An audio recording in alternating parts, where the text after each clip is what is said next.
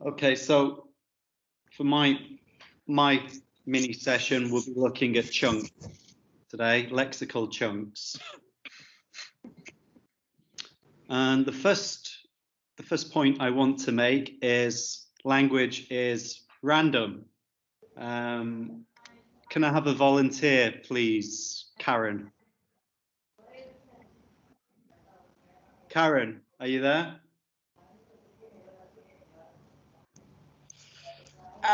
My granny Alice sent me a postcard from Milan of a monkey dressed in a red woolen jumper dancing in the street.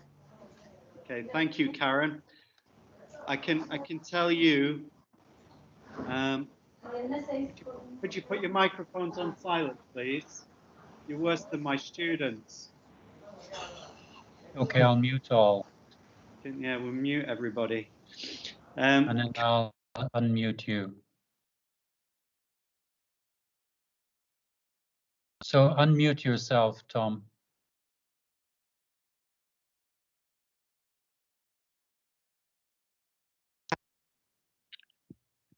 Okay. Right. So Karen, I can tell you that in over 50,000 years of human speech, you are the first one to vocalize or use the sentence you've just said. So that was a unique experience for you, Karen, I hope. Okay, so for me, this is the beauty of language.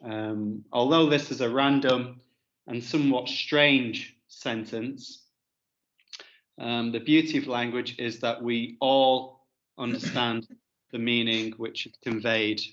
Okay, everybody understands that. So in one respect, language is random. However, language could be said not to be random. If we look at the very same sentence, if we break it down to the level of the phrase, we see a combination of medium to low frequency collocations and colligations. So when we're talking about collocations, the pattern of the words based on lexis or meaning, the content words. And when I refer to colligations, I'm talking about the pattern of words based on their function, the syntax or grammar. So if we look here, they're not high frequency, but there are patterns there. So in one respect, we can say speakers are free.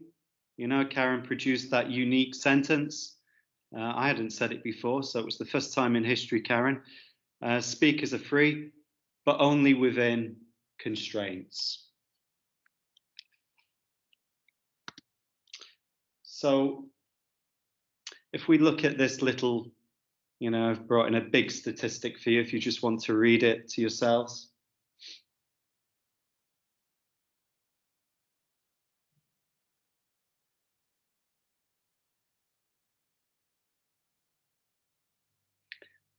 So, according to Hill, 70% is in a pattern. 70% of what we say, hear, read, or write, which is, when I first saw this on my Delta training, I was quite blown away by such a high figure. I always had the idea that language was poetry and random. And according to Hill, well, no, 70% is already predetermined in some kind of pattern. So what are the implications of this 70% for us as language teachers? Do you remember this reading from Unlock? Do you know the section? Yes. Yeah, we've all taught it fairly recently. And this is going to be my sample text. And if I highlight all of the high, low frequency patterns, then the text is going to look like this. Yeah, it's going to be quite trippy and, all over the place. So if I get my students to undertake a pattern noticing activity, and I just say to them, you know, go forth and find as many patterns as you can in terms of collocations and colligations. It's going to be a serious overload for them. You know, we've got so many patterns there. Their benefits are clear. In recent years, there has been a general trend for a nearby river, secondhand materials. All of this language can be found, you know, in a pattern. You know, we might not use it all the time, but they are, you know, they're fixed, they're semi-fixed patterns, and medium to all the way from low to high frequency.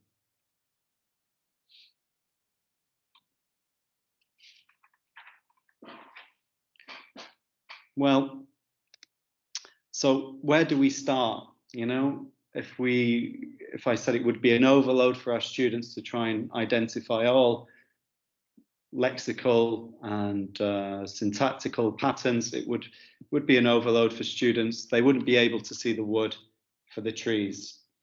Well, I'm a fan of Michael Lewis, of the lexical approach, and I think it's Michael Howie as well, of lexical priming. And you know, their main standpoint is that lexis is central and is primary, and that grammar is secondary when it comes to language acquisition. Therefore, I try to pivot what I do in my classes more towards the word and less towards the grammar side of things. For me, the word is the starting point and the grammar is secondary. Let me try and emphasize that to you through an example. So I've got a sentence here, and I've taken out all of the content words.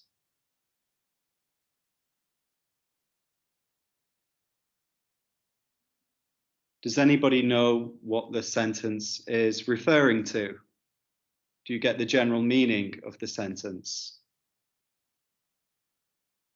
You can give me a simple yes or no.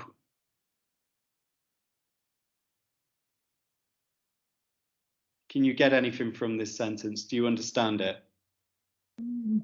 I could, but no, it's quite difficult. It's difficult, isn't it? What if I replace? What if I substitute, taking out all of the content words for the, you know, the grammatical elements? So the auxiliary verb there, some of the prepositions, and smaller particles. So now we're left with I traveling France, mate, fortnight, wasn't, pandemic. So, you know, I've just left in the content words here. Can you get an idea of the general sense of the sentence? Well, yes. Do you want to have a go then, Mark? What do you think the sentence is about?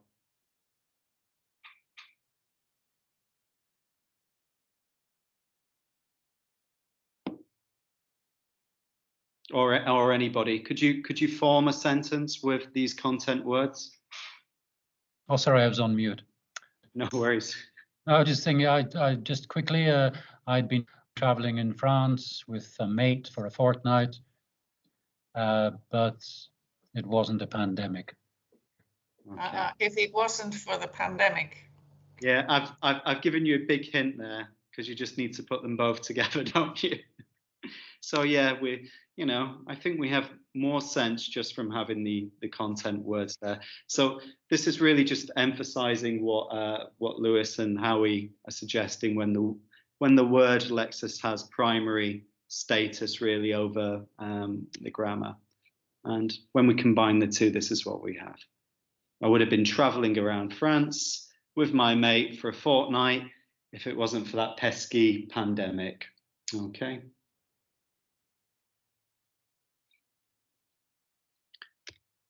So the main crux really of this little session on chunking, on lexical chunking, is content, and focusing more on content words rather than grammar. I know as teachers sometimes it's like we have this book of magical arts, you know, our knowledge of grammar, and we like to roll it out to students, you know, that they should learn all of these tenses, the past perfect, the present continuous, because we know it. We've studied this, you know, this is our magical knowledge which we need to pass on to students.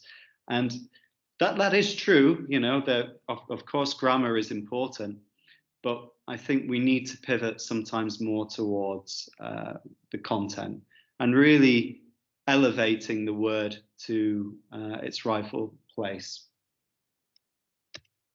So you must be familiar with these sections in Unlock.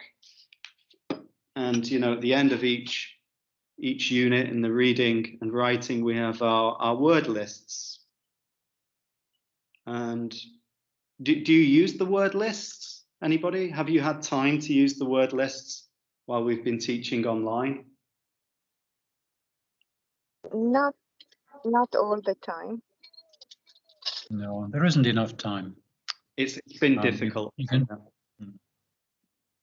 It has been difficult, and I can tell you myself, I just, here it is, and revise it.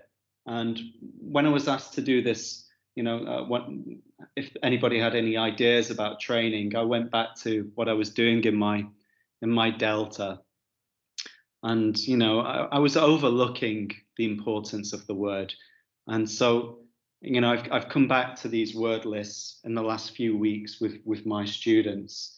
One thing that teachers often do with word lists, they will get students to revise them by forming sentences. So we've studied the unit, here's the vocab, form the sentence. But you know, often we find that their sentences that they aren't correct. And one of the reasons why students are forming incorrect sentences when you just provide word lists is that they're, as you might guess, they're decontextualized, and students aren't primed to use the word, or they lack priming. Now, Howie, he defines priming as the following.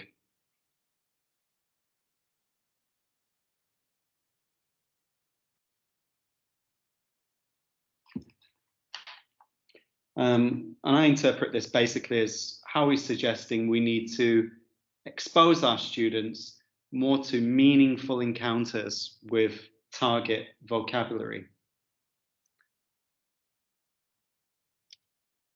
So if we go back to the same sample text, you can see I've got two highlights here, one in orange or pink and the other one in yellow. And what I've been doing with my students recently, I have, you know, because I think after the last cohort, there was a deficiency in reading and students' inability to deal with comprehension, or they lacked the critical vocabulary in the reading. So I've gone back with my students, and with these reading texts, I've spent quite a lot of time with students identifying target vocab, target content words, and importantly, their collocations. So we can see the target vocab in red and the collocations in yellow. As I say, you know, it's not some bolt from the blue. I'm sure a lot of you are doing this already. But personally, this is something that I had forgot, something that I'd previously learned about and that I'd forgot to do, you know, as I was distracted maybe with something else. So, you know, I've gone back to basics really with the students, and I think it has improved their critical knowledge of target vocabulary and how they prime that vocabulary, how they use it in context. So we've got some examples here.